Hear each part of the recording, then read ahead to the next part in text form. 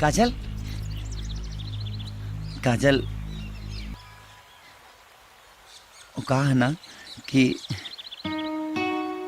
हम तो उससे बहुत प्यार करीले। I love you. हाँ?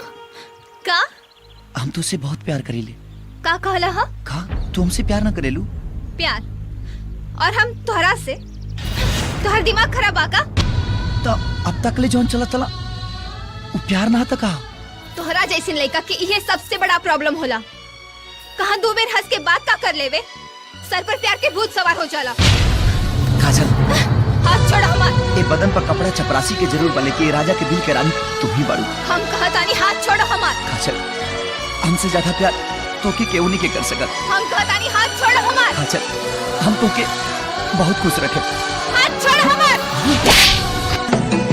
जान गईनी हो जान, जान गईनी जान, प्यार नहीं खेली खल, प्यार नहीं खेली खल, हाथ के लकीर में नहीं खुदा के दीर में ये जान।